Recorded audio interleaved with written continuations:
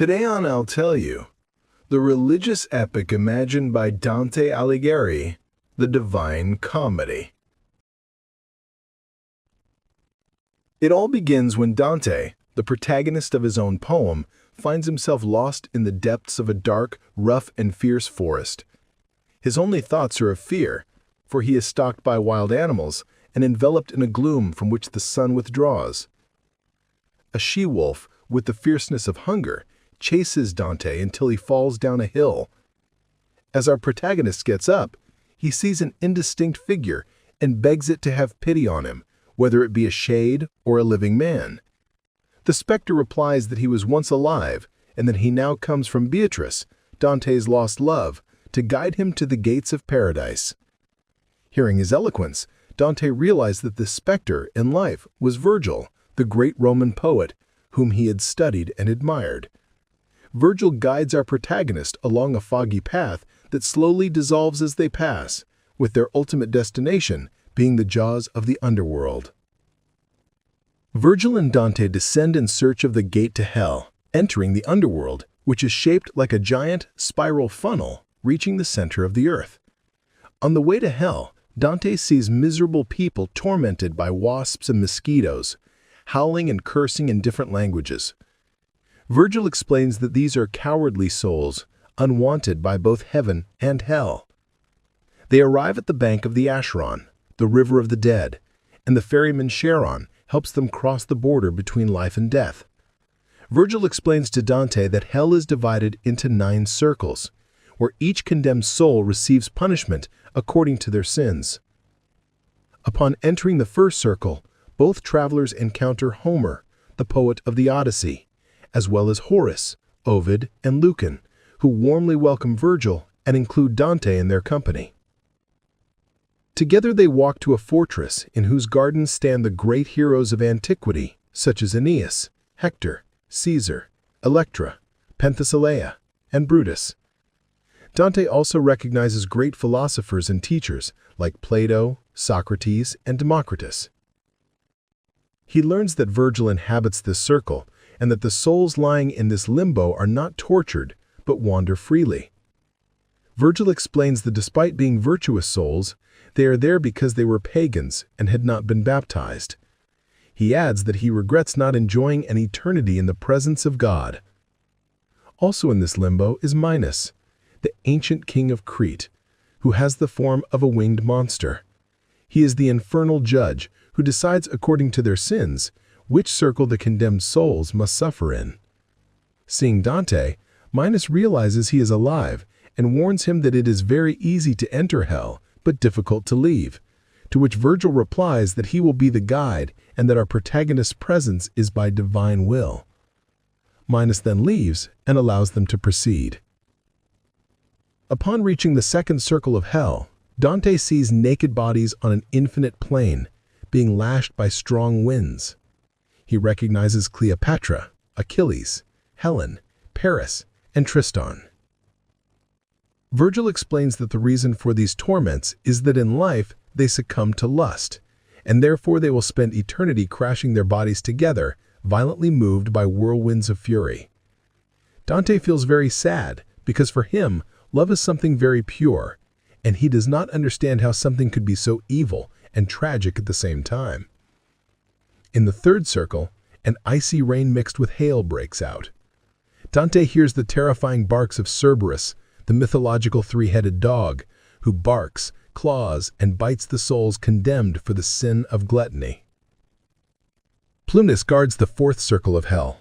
Here the avaricious and the prodigal atone for their sins. They must carry great weights, moving in opposite directions to one another. When they meet, they throw stones at each other, as they mutually hate one another. Virgil then reflects on the nature of fortune and how nations become rich, only to then become poor. Dante smelled the dampness of a frightening, stench-ridden swamp. Virgil tells him they are in the marshy lagoon of Styx, in the 5th circle. Here lie the wrathful and furious, condemned for their anger. On the mire of the infected waters, the condemned strike each other, using their fists, nails, and teeth. They tear each other apart and drown in a never-ending cycle. Dante realizes that beneath them are bodies buried in the mud. Virgil instructs him that these are the slothful, who lie under the water without moving, murmuring their song of discontent. The travelers had arrived at lower hell, and some demons blocked their way, but an angel soon came to their rescue, and they were able to continue. In the sixth circle were the heretics, who were tortured in their tombs, suffering torments of fire. Virgil explains to Dante that the circles of hell they have seen so far contain sinners of incontinence. These were relatively harmless compared to the sinners of malice who had consciously committed their faults. The three lower circles of hell were reserved for them. The Minotaur was the guardian of the seventh circle, in which lie a river of boiling blood where assassins and tyrants wretchedly drowned. On the riverbank were some bushes that Dante accidentally breaks and from which streams of blood gush out. Virgil explains that these are the souls of the suicides, transformed into dry branches and condemned to be pecked and torn by harpies. Next was a scorching desert with a rain of flames. Here were the violent, sodomites, blasphemers, and usurers. To descend to the eighth circle, they had to overcome a great abyss where the rivers of the underworld flowed out. Virgil tells Dante that these final circles of hell are reserved for fraud and treason. He then throws a cord down the abyss, and a creature that frightens Dante climbs up it. It was Geryon, who represented deceit, a being with the head of an honest man, a beautiful feathered and winged body, and a poisonous scorpion tail. Mounting his back, our travelers descended to the eighth circle of hell. This part of hell has 10 trenches where the fraudulent suffer. In the first trench are pimps and seducers, who are tortured with a whip by little demons. In the next trench, flatterers and prostitutes wallow in excrement. The false soothsayers walk back and forth with their faces turned toward their backs.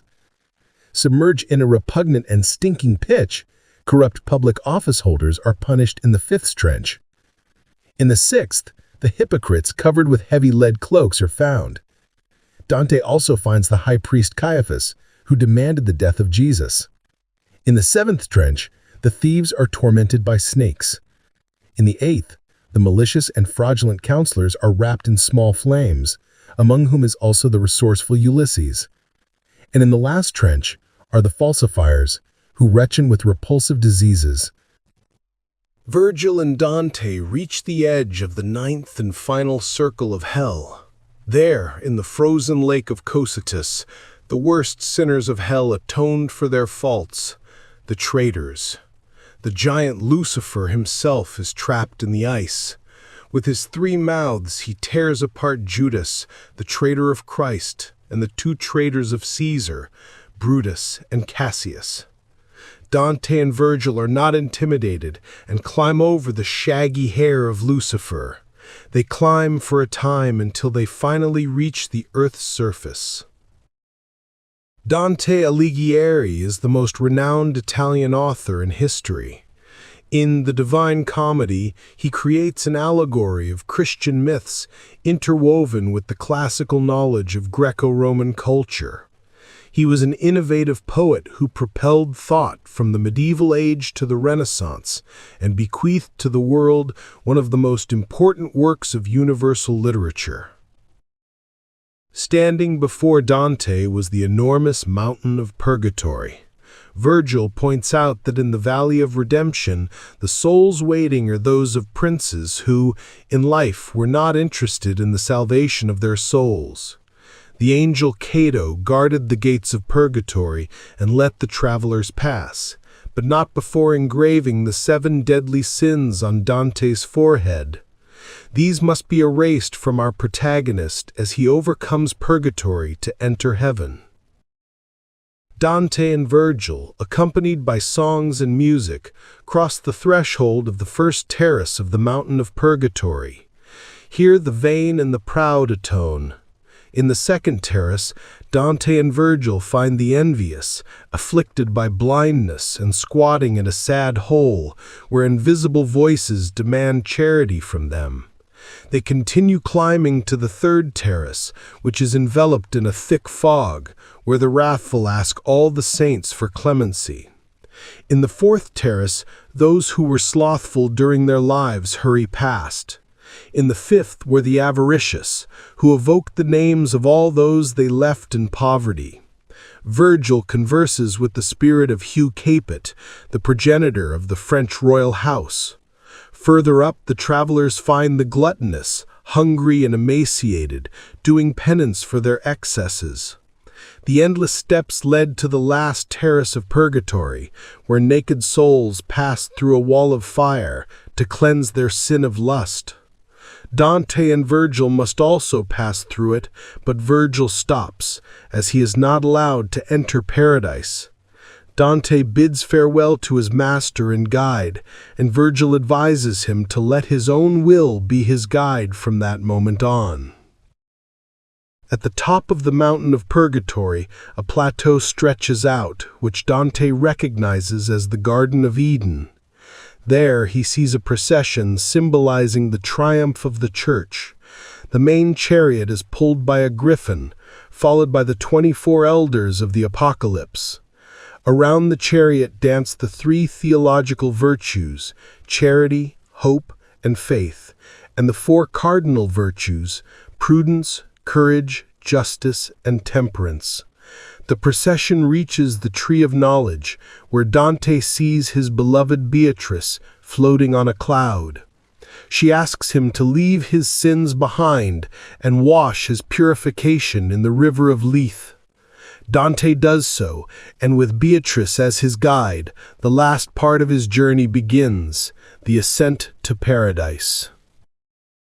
Beatrice explains to Dante that paradise is divided into 9 heavens, and souls are distributed according to the grace achieved. In the heaven of the moon are the souls who broke their vows and must atone for their stains. In the heaven of Mercury are those who left great works of action or thought for posterity. There Dante speaks with the soul of Emperor Justinian. In the heaven of Venus are the lovers. In the heaven of the sun rest the souls of the wise. Lights surround Dante and Beatrice. These are the souls of Thomas Aquinas, King Solomon, and Gratian. In the fifth sphere, the heaven of Mars, are the warriors of faith who gave their lives for God, demonstrating virtue and courage. In the heaven of Jupiter are the souls of the just rulers.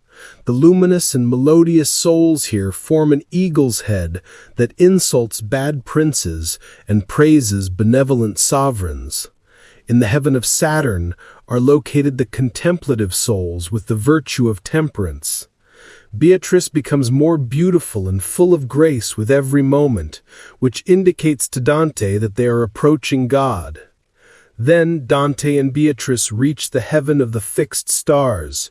There our protagonist can see the Virgin Mary and the apostles who examine Dante on the 3 disciplines, faith, hope, and charity.